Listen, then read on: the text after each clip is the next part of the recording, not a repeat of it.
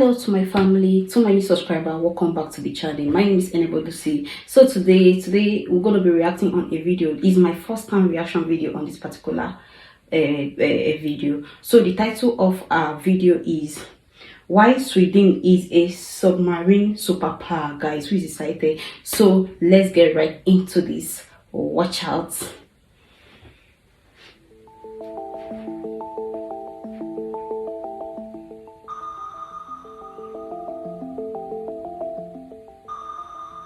Deep beneath the surface of the world's oceans, Sweden's submarines possess incredible capabilities that have long been shrouded in mystery. These silent predators of the deep have garnered a reputation for audacious feats and technological prowess that leaves the maritime world astounded.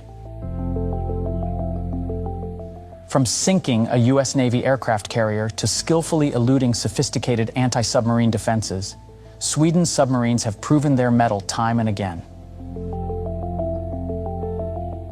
With Sweden's recent entry into NATO, these submarines are poised to become a true game-changer for the alliance's defense strategy. Their unmatched capabilities raise an important question. How do these silent predators of depth enhance and strengthen NATO's overall capabilities? Join us as we embark on a journey into the captivating world of Sweden's submarine fleet. How a submarine from Sweden sunk a U.S. Navy aircraft carrier. In the vast expanse of the Pacific Ocean, a groundbreaking naval exercise unfolded that sent shockwaves through the maritime world. It was the year 2005, and amidst the crashing waves and salty breeze, when a small Swedish diesel submarine, the HMS Gotland, made headlines by sinking one of the most advanced warships in the world, a U.S. nuclear-powered aircraft carrier. This audacious feat showcased the unimaginable capabilities of Sweden's submarine fleet. Could a small Swedish diesel submarine really have the audacity to sink one of the most advanced warships in the world, a U.S. nuclear-powered aircraft carrier? During the anti-submarine warfare exercise, the HMS Gotland, on loan to the U.S. Navy, embarked on a mission to test the effectiveness of anti-submarine technology, tactics, and doctrine against a formidable foe. Despite facing an entire carrier strike group equipped with destroyers, helicopters, and planes, the Swedish submarine managed to elude detection and score several simulated torpedo hits on the USS Ronald Reagan, a symbol of American naval power.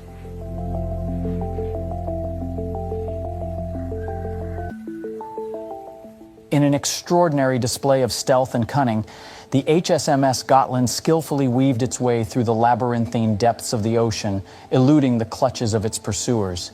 It moved like a phantom, silent and invisible to the probing sonar beams that sought to unmask its location. The American sailors, confident in their technology and training, could not fathom the audacity of their adversary. Then, with calculated precision, the HMS Gotland struck. Torpedo after torpedo, it unleashed a barrage of simulated attacks on the mighty USS Ronald Reagan. The impact of each hit reverberated through the maritime world, challenging the very foundation of naval superiority. The stunned onlookers from Washington, D.C. to Moscow and Beijing held their breath, realizing the implications of this unexpected triumph. It was a moment of awakening, a revelation that shattered long-held beliefs.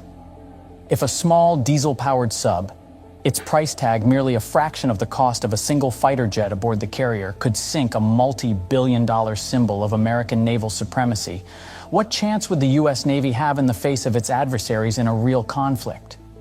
Questions hung heavy in the air, uncertainty fueled by the audacity of this audacious display.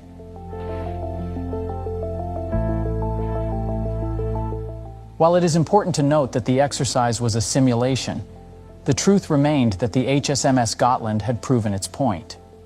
The HMS Gotland's success raised concerns among U.S. officials in Washington as it highlighted potential vulnerabilities in the nation's anti-submarine defenses. The realization that a relatively inexpensive diesel-powered sub could achieve such a feat against a multi-billion-dollar supercarrier emphasized the need for improved preparedness in the face of evolving threats. From that day forward, the HMS Gotland's story would echo through the ages, a reminder that sometimes, in the vastness of the seas, it is the underdog that holds the power to send shockwaves through the maritime world.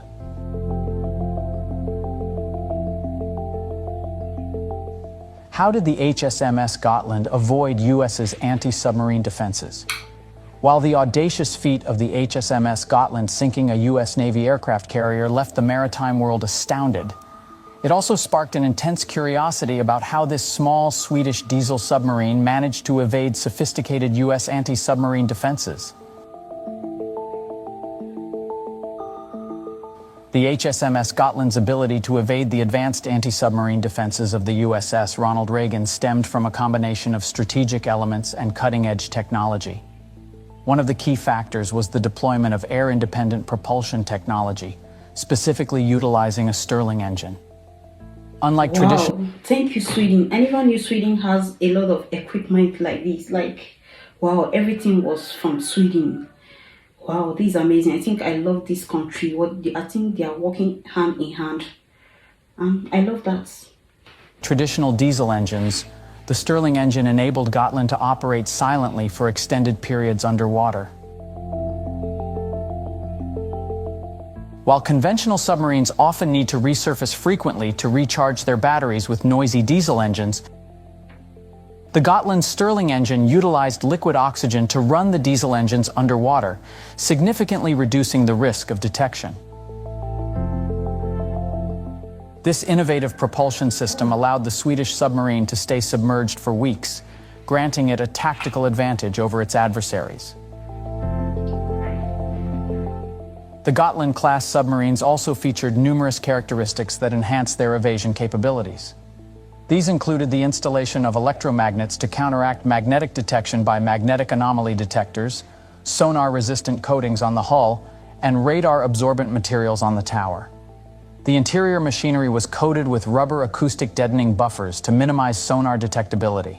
Additionally, the Gotland's maneuvering surfaces provided exceptional agility, allowing it to operate close to the seafloor and execute tight turns, further complicating detection efforts.